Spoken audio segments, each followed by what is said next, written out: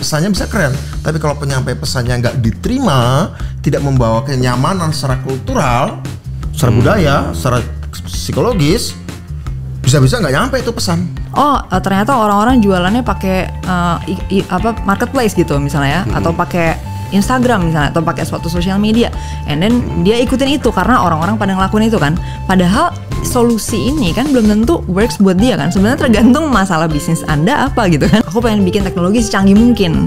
Nah, padahal belum tentu yang dibutuhkan masyarakat adalah yang secanggih mungkin. Iya, gitu loh misalnya. Jadi harus dikembalikan lagi ke realitasnya gitu.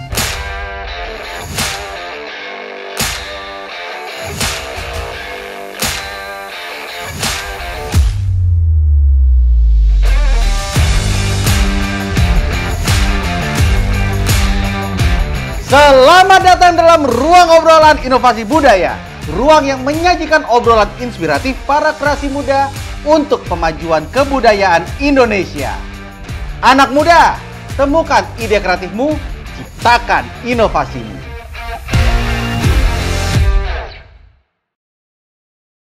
Halo, kembali lagi di Kemah Budaya Kaum Muda dengan judul tema kita, Inovasi Desa untuk Pemajuan Kebudayaan. Wow, berat sekali. Oh tidak, tenang saja. Agak berat boleh dong. Agak berat dikit boleh dong. Karena sekarang tamu-tamu kita memang kelas berat dan ahli di bidangnya. Ada Mas Budiman dan ada Kakak Kania gitu. Hai. Kita ngomongin tentang potensi desa gitu loh. Tadi kita udah ngomongin tentang bagaimana memetakan masalah, bagaimana kita mau ngeset tujuannya seperti apa. Nah, sekarang kita ngomongin tentang potensi desa nih dan bagaimana menjadikannya peluang. Siapa yang mau jawab dulu nih? Mungkin ada dari Mas Budiman. Ada ceritakah gitu orang yang berhasil ini hidup di sebuah negara dengan keanekaragaman sosial terkaya di dunia. Kita ini negara kedua paling banyak jumlah sukunya di dunia setelah Papua New Guinea. Wow, gitu ya? Ya, jadi kalau Papua New Guinea kecil, beda gang udah beda suku tuh. Iya. Kalau ada gang ya, beda ini, pada sungai udah beda suku. Kita kedua, artinya karena keanekaragaman sosial kita terkaya di dunia. Kita juga adalah negara dengan keanekaragaman hayati darat dan laut terkaya nomor 1 di dunia. Kalau digabungkan dengan darat dan laut ya. Kalau hanya darat aja kita ketiga setelah Brazil dan Kongo Basin ya. Kalau darat saja, tapi kalau digabung darat dan laut kita adalah terkaya keanekaragaman hayatinya terkait nomor 1 di dunia. Keanekaragaman sosial juga nomor 1. 3 tahun lalu saya makan malam dengan seorang Indonesia ahli artificial intelligence dan istrinya seorang Taiwan ahli linguistik. Yang mereka lagi riset tentang bahasa suku Dayak. Saya langsung kebayang. Jika mereka berhasil memetakan bahasa salah satu suku Dayak dengan artificial intelligence, kecerdasan buatan dan linguistik, maka orang ini akan bisa memetakan budayanya suku itu. Kemudian dengan AI-nya akan bisa memetakan logikanya suku itu lewat cara mereka berkalimat, SPO, subjek, predikat, objek segala macam. Anak kata segala macam itu kalimat ya. Maka mereka akan bisa memetakan logikanya suku Dayak itu. Dan ketika dengan artificial intelligence dan linguistik mereka bisa memetakan kata apapun, entah makian, pujian, lenguhan, keluhan, ucapan cinta atau ucapan keakraban, maka mereka bisa memetakan emosi suku itu. Budaya, cara berpikir, budaya, logika dan emosi. Dengan teknologi. Saya ingin mengatakan apa? Kira-kira kalau itu berhasil dipetakan dari segi bisnis, kamu bisa bayangkan. Yes. Misalnya Google melakukannya, misalnya begitu ya. Yeah. Ya. Dari segi politik, dari segi pendidikan, dari segi apapun. Satu suku, budaya, logika, emosi. Kita ada ratusan suku. Andai orang-orang Indonesia yang patriotik dan visioner dan futuris dan ngerti teknologi ini nyatu, anak-anak muda yang selama ini nongkrong di kafe, bikin coding, selama ini nongkrong di coworking space, bikin coding segala macam, itu kumpul dan ketemu dengan orang desa dan bersama-sama orang desa meng-create coding atau bahasa programming atau apps atau apapun berbasiskan kecerdasan buatan, pemrosesan bahasa alamiah, natural language processing, masing-masing suku. Kebayang nggak? Kemudian itu dimiliki oleh BUMDes, badan usaha milik desa, dimiliki oleh koperasi, kerjasama dengan perusahaan-perusahaan swasta milik anak-anak muda dari kota, startup joint venture dengan BUMDes, startup joint venture dengan koperasi, hanya satu bidang bisnis. Kita ngomong bisnis ya. Iya. Bagaimana potensinya? Itu baru keanekaragaman sosial. Itu pun hanya bahasa. Bagaimana kemudian misalnya kecerdasan artificial intelligence untuk memetakan gerak tari, pola gerak tari, pola tanam, pola musyawarah, pola kognisi berpengetahuannya orang desa. Wah, yes. Satu. Baru keanekaragaman sosial. Sosial itu bisa kultural, bisa ekonomi, bisa politik, whatever. Belum keanekaragaman hayati. Yang setiap ranting pohon kita yang terkait di dunia, kedua, ketiga kalau darat, kalau dengan lautnya nomor 1, diolah dengan bioteknologi, dengan rekayasa nanoteknologi. Kebetulan saya lagi ngumpulin anak-anak nanoteknologi, kita lagi bikin risetnya di Sukabumi. Nanoteknologi itu teknologi yang kata si profesor ini kasarannya bisa membuat nasi goreng dari kerikil. Kasarnya itu, joknya gitu ya. Karena ini rekayasa nano. Rekayasa nano itu apa? Rekayasa nano itu rekayasa paling kecil dari segala sesuatu yang ada di kita nih. Oh, jadi ini kan soal komposisi atom yang berbeda-beda aja nih kan.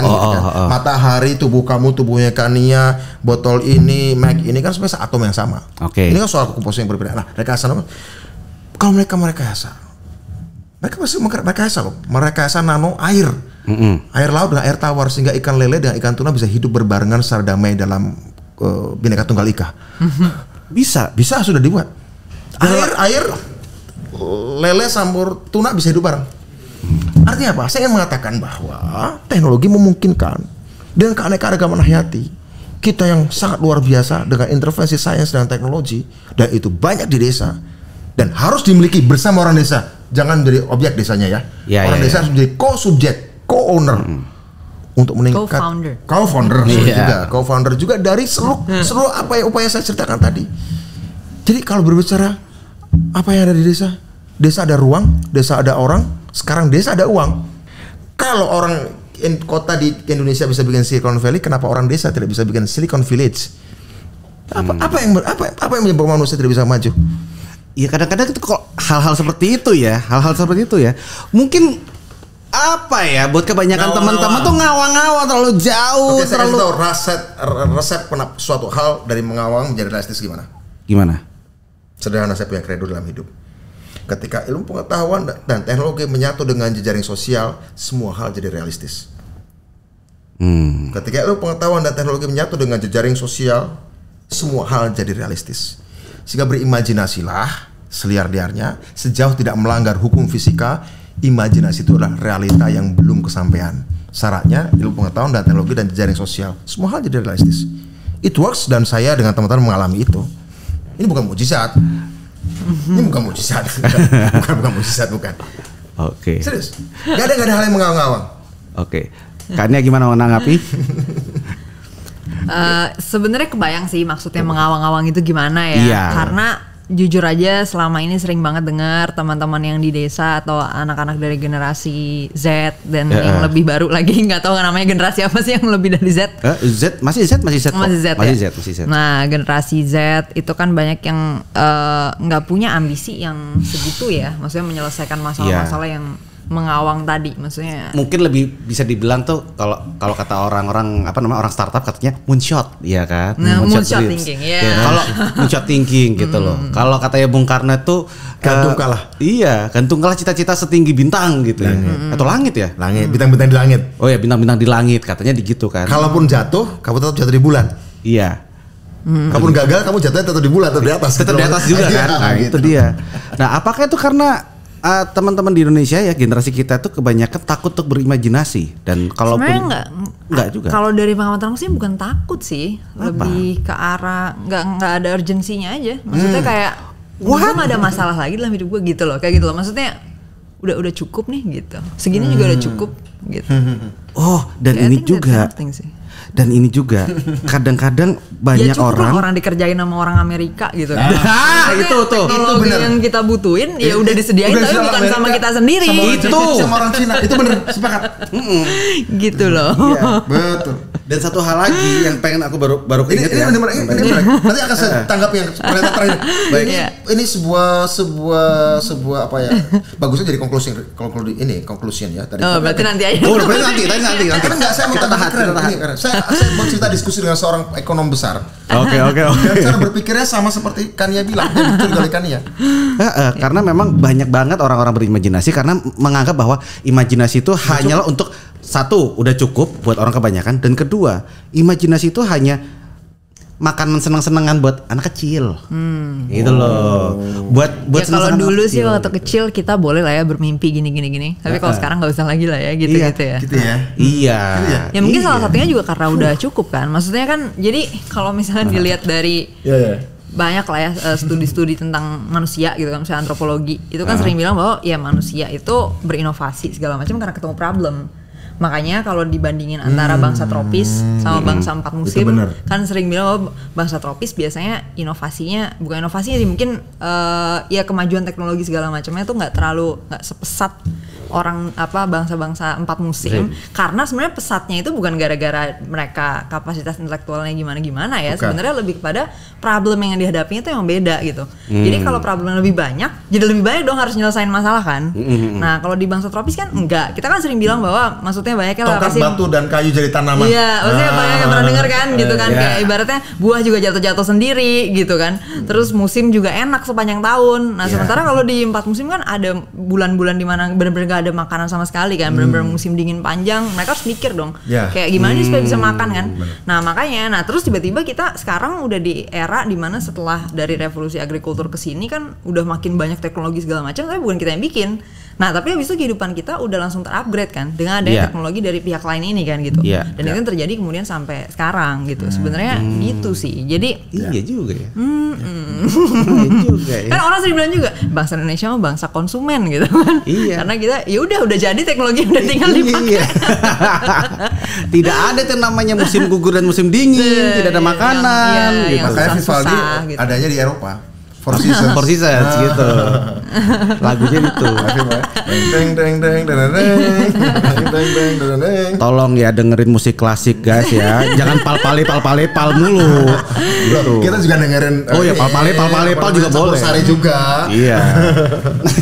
Jadi di situ sih mungkin kayak drive motivasi inovasinya juga jadinya nggak sekompleks itu kan. Maksudnya mereka berinovasi, tapi mungkin kalau teman-temanku misalnya ya ada yang generasiku gitu kan, ya sebenarnya mereka juga doing ya penyelesaian masalah gitu kan, problem solving dengan kreatif segala macam, tapi isunya aja sih yang mau dipecahkan umumnya pada level individu doang gitu kan misalnya. Kalau untuk teknologi itu kan biasanya gini deh, misalnya Google. Kalau misalnya yang bikin Google cuman mikirin gue cuman butuh buat satu orang doang, nggak mungkin jadi Google kan gitu. Tapi dia bayangannya moonshot thinking kan, maksudnya gue pengen barang ini dipakai sama 2 miliar orang. Beda dong pasti mindsetnya kan. Dengan kalau ngebayanginnya aku punya masalah gini, ya udah aku mau nyelesain masalah aku. Beda dong pasti kan hasilnya kan, hasil inovasinya kan. Nah itu jadinya emang mindsetnya mesti ya gimana nih kalau misalnya mau yang kayak gitu ya. Cuman again kalau aku sih tetap mengembalikan lagi ke orangnya gitu ya. Maksudnya ya udah kalau teman-teman yang maunya begitu aja juga ya udah kan. Maksudnya ya itu pilihan hidup masing-masing orang gitu. Kalau aku pasti bakal tetap kembali ke situ Mas Budi. Iya, tapi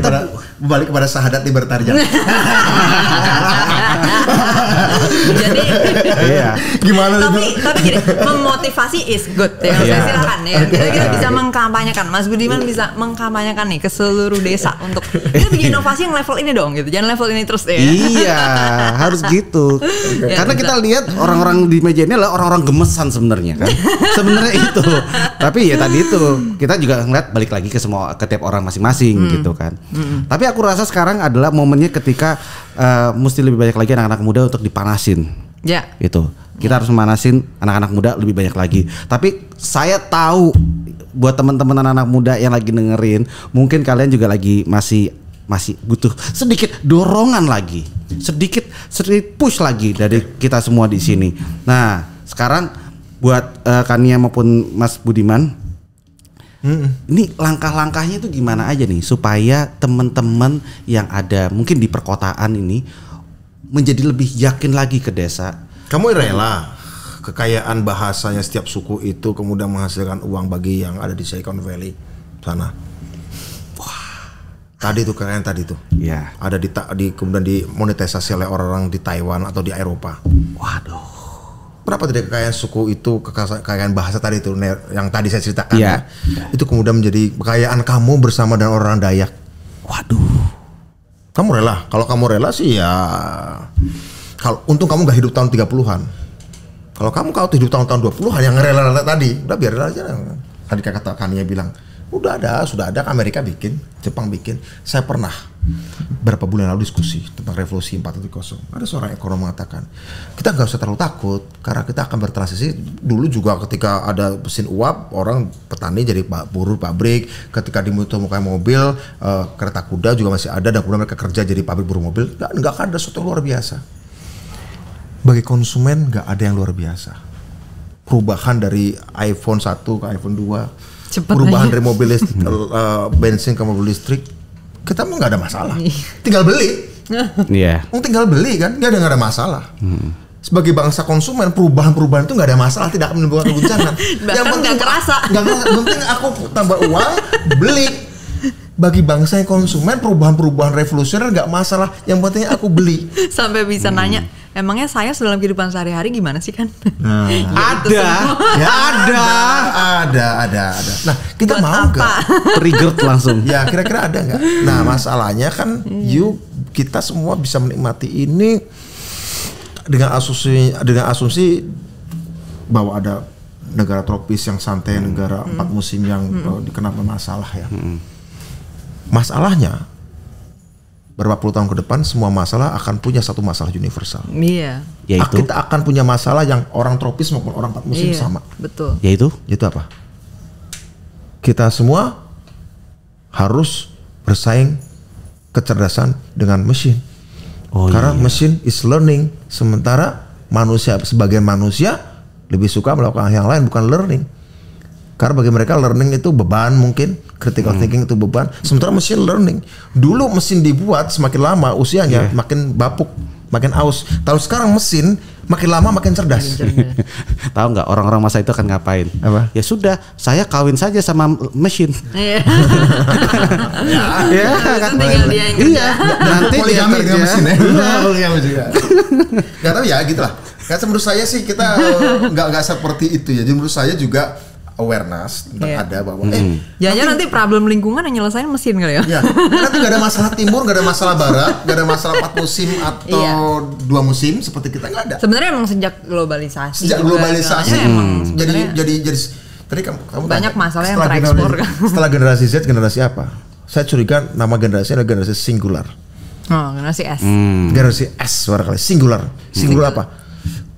Tunggal apa, ketunggalan atau apa ya, tunggal, monis ya kalau filsafatnya monis ya. Generasi singular, persoalannya sama, tua, muda, laki, perempuan, barat, timur, tropis, non tropis akan sama.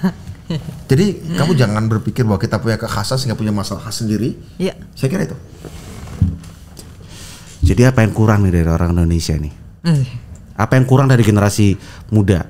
Atau apa yang kurang dari anak-anak muda sekarang supaya mereka bisa lebih berani lagi untuk bertindak? Kurangi belajar dari pengalaman, perbanyak belajar dari masa depan yang akan datang. Imajinasi lebih penting dari pengalaman hari ini. Itu ya. Dari pengalaman udah lewat gitu ya. Ya, karena pengalaman hal-hal baik di masa lalu kalau udah lewat tanggal kedaluarsa bisa jadi buruk. Seperti obat yang dibuat dengan niat baik kalau lewat kedaluarsa jadi racun. Kebaikan yang lewat tanggal kedaluarsa itu jadi racun. Masalahnya adalah saya mengerti, saya membaca tulisan-tulisan kalian, saya juga melihat pada saat kalian diskusi juga, dan ada satu kesamaan yang kalian miliki, yaitu kemampuan critical thinking. Kemampuan critical thinking yang menurut saya harus berjuang keras untuk mencari teman-teman dan lingkaran pertemanan yang memiliki kemampuan critical thinking masa sekarang sebelum ada sosmed. Nah, sensasi. Sebelum ada sosmed. Ya udah. Jaringan sosial jadi realistis ya. Jaringan sosial jadi realistis betul. Iya. Nah, ini mungkin teman-teman dari tadi udah ini pada ngomong apa sih, imajinasi begini dan segala macam ini. Gini loh guys, lu butuh sebuah kemampuan yang namanya critical thinking. Kalau lu kagak mau dijajah sama robot gitu loh. Kecuali kalau Anda mau menikah dengan robot, terus akan punya anak-anak robot juga gitu. Nggak tahu caranya gimana gitu kan. Nah, sekarang gimana caranya kita bisa memupuk yaitu tadi critical thinking di dalam diri kita? Kan ya. Kan ya, Gimana silakan. memupuk critical thinking? Ya kalau jadi awalnya sih aku juga mikirnya gitu ya, maksudnya kayak nih critical thinking ini harus diajarin gitu. Tapi setelah aku kenalan sama guru ya kan, yaitu Sabda, nah aku jadi tahu bahwa critical thinking itu sebenarnya udah step agak lanjut gitu loh dalam proses berpikir gitu. Oh gitu. Jadi sebelum orang, jadi gini, critical thinking itu kan intinya memproses informasi dengan benar. Nah benarnya ini untuk ranah fakta. Ya, untuk domain fakta. Domain fakta ini benar bisa dari dua sisi, baik secara empirisnya atau secara faktanya dan secara logikanya, gitu kan. Nah, artinya sebelum bercritical thinking yang dimana kita langsung memproses mungkin banyak informasi gitu, banyak artikel atau ya intinya teksnya udah banyak segala macem, kita mulai dari membaca satu kalimat dengan benar gitu kan. Membaca dengan benar. Membaca dengan benar. Habis itu biasanya kan orang membaca dengan benar tuh maksudnya gimana sih? Gini, memahami bahwa misalnya dalam konteks bahasa pemaknaan terhadap suatu kata itu bisa beda misalnya. Nah, kita harus memahami dulu kan, berarti kan orang bisa jadi pilihan kata seperti ini mungkin maksudnya bukan seperti ini dan seterusnya misalnya. Nah, jadi membaca dengan benar itu juga mencakup pemahaman bahasa atau sense of language gitu yang benar gitu kan. Nah, itu salah satunya bahasa. Habis itu yang kedua dari sisi penalaran matematik. Nah, itu matematik dasar banget gitu kan. Maksudnya untuk menalar aja bahwa sesuatu yang definisinya sama berarti dia bisa sama nih berlakunya. Kalau beda dia nggak bisa berlaku di tempat yang sama gitu lah, kira-kira kayak gitu kan misalnya. Nah, ya hal-hal ini tuh justru lebih dulu harus ada sebelum bisa critical thinking.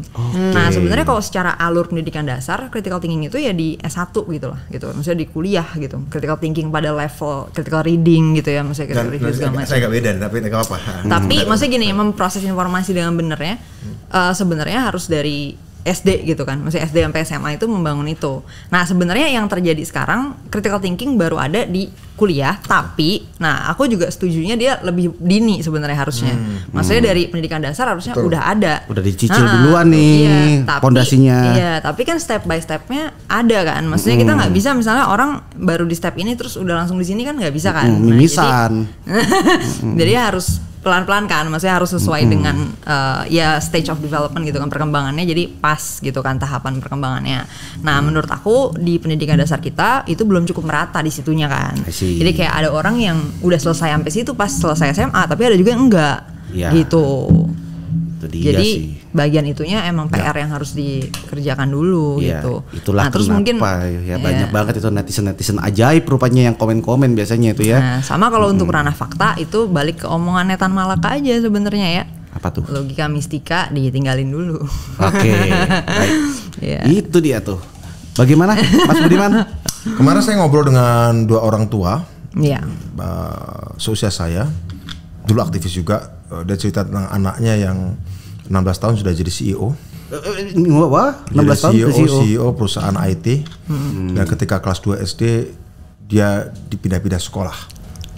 Karena selalu di sekolah dia tuh ganggu teman-temannya. Main guling-guling, kalau guru ngajar dia guling-guling nggak mau duduk. Tapi kalau disuruh nerangin pelajarannya dia bisa nerangin. Sehingga nggak ada sekolah yang menerima dan kemudian dia bikin homeschooling untuk si anaknya sendiri. Udah akhirnya dia suruh belajar sulap segala macam. Tapi dia saya mengatakan bahwa masing-masing manusia itu unik juga, cara proses kognisi, proses berpikirnya, proses menyerap pengetahuannya unik. Ada yang memang siap untuk dalam standar yang ada yang memang harus difasilitasi dengan sekolah yang sifatnya no box, bukan cuma out of box gitu ya, yang memang bermacam-macam cara belajarnya. Ada belajar. Dulu anak saya belajar matematika susah banget kelas 5 SD. Tapi ketika saya ajak bawa mentor logika, setelah itu dia sekarang bisa belajar apapun gitu loh. Sampai matematika kampus pun dia pelajari gitu dan bisa gitu ya. Intinya saya mengatakan bahwa yang harus dibuka adalah pori-pori di otak kita. Setiap anak itu harus dihilangin sumbatan-sumbatannya. Growth mindset lah ya, Ya, intinya. Mindsetnya mesti diubah. Diubah. Bener sih. Harus diubah. Baru satu Iya. bisa nerima apapun. Orang itu bisa nerima apapun. Banyak yang punya kayak insecurity juga ya, teman-teman yang biasanya ngerasa datang dari background misalnya secara ekonomi nggak terlalu bagus gitu kan, terus daerah mungkin jadi bukan kota gitu dan segala macam, mungkin punya insecurity gitu atau perasaan kayak kayak gue nggak bakal bisa lah belajar itu gitu, kayak ada perasaan-perasaan kayak gitu, sehingga itu juga menghambat sebenarnya untuk mempelajari suatu metode berpikir gitu kan. Salah satunya misalnya critical thinking, dan ya on some level nanti mungkin belajar sesuatu yang lebih spesifik, misalnya programming, data science segala macam. Udah minder duluan gitu di depan. Nah emang sih sebelum belajar itu yang paling penting pertama emang mentalitasnya dulu nih, harus growth mindsetnya harus ada gitu, bahwa emang manusia tuh ya bisa berkembang, dan itu emang berdasarkan fakta, bukan berdasarkan maksudnya motivasi ya wishful thinking, tapi emang faktanya otak manusia punya plasticity untuk berkembang gitu, punya kelenturan, kemampuan untuk berkembang lah basically. Saya sering itu diskusi dengan Profesor Surya, dia selalu rekrut anak-anak Papua yang Yana Surya, yang anak Profesor anak Papua yang kadang-kadang nggak naik kelas 2 tahun. Cari ada yang IQ-nya juga di bawah 100, tapi dengan metode pendidikan yang tepat, dia bisa menjadi juara Olimpiade Science. Iya. Dia cari sengaja prestasi sekolahnya paling bobrok, tapi dia ambil. Artinya apa? Apa dikatakan tadi oleh rekannya, bahwa kecerdasan, pengetahuan, wawasan, kesadaran itu bukan eksklusif manusia di kelas tertentu. Gak ada itu. Gak ada. Ya atau misalnya kayak ya itu mah wajar aja lah, kalau Dennis mah wajar bisa kayak gitu, emang dia anaknya pinter gitu. Kalau gue mah nggak pinter ya. Iya sering aku dapat gitu sering kayak gitu. Enggak juga loh teman-teman. Enggak juga loh. Tetap ada proses. Asal tepat metodologinya. Iya betul. Perfect practice makes perfect. Dah, pokoknya mudah-mudahan sih setelah hari ini kalian dengerin ya, kalian tidak takut untuk berimajinasi, kalian tidak takut untuk memaksimalkan potensi-potensi pikiran kamu juga. Kalian kalau misalkan punya ketakutan-ketakutan, termasuk di desa ya? Oh ya, termasuk di desa. Itu penting itu. Gitu. Kalian kalau punya ketakutan-ketakutan ya udah, wajar kalau kalian takut. Wajar. Tapi jangan sampai ketakutan tersebut menghambat potensi sebenarnya yang kamu pikirkan dan kamu punya. Itu. Dan sebagai closing, kita kan ada acara Kemah Budaya Kaum Muda ini Mas, gitu. Jadi teman-teman kaum muda ini dikumpulin dari seluruh Indonesia, habis itu difasilitasi, dimentorin dan segala macam. Ada yang bikin usaha kecil begini, usaha yang begitu, tapi kebanyakan pasti untuk menyelesaikan masalah-masalah yang ada di masyarakat. Betul. Gitu. Ada nggak harapan buat event ini gitu dari teman-teman masing-masing? Mas betul. Saya harapannya ya. Saya kira ini juga bukan yang pertama ya. Saya melihat bahwa ada potensi-potensi dari Kemah Budaya Kaum Muda ini dengan tema yang dua kata pertamanya nih, kalau bahasa anak sekarang gue banget gitu loh. Siap. Asik. Saya memang senang sekali kata inovasi dan kata desa. Jadi saya berharap dari Kemah Budaya Kaum Muda tahun ini adalah pertama, mereka yang dari kota anak muda ke desa, ya, coba kamu gali di sana, karena di sana lebih baik mutiara terpendam. Mutiara terpendam, anak-anak muda, rakyat, keanekaragaman ilmu alam segala macam, itulah sumber pengetahuan. Ingat, itulah sumber pengetahuan. Sumber pengetahuan itu nggak cukup. Sekaya-kaya sumber pengetahuan tidak cukup. Dia butuh sentuhan metodologi. Itu butuh sentuhan metodologi, dan kawin-mawin lah antara metodologi yang kamu pelajari di kampus atau di sekolah dengan sumber pengetahuan yang sudah berusia lama di sana. Dan kemudian cari titik optimal. Cari titik optimal dari sumber pengetahuan yang kaya dengan metodologi-metodologi yang paling baru. Saya kira itu manusia dari dulu kan cuma itu aja. Melakukan rekayasa atas sumber pengetahuan kemudian menjadi sesuatu produk yang hari kita nikmati. Jangan ajarkan produktivitas pada orang desa. Mereka sangat produktif. sangat produktif. Jangan. Barangkali kamu lebih malas dari mereka. Tapi yang mereka butuhkan adalah, sekali lagi, cara-cara lebih efisien dalam produktivitas. Smart productivity.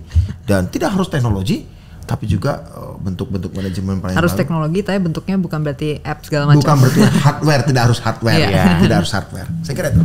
Oke, kan ya? 2 deh ya pesannya. Boleh.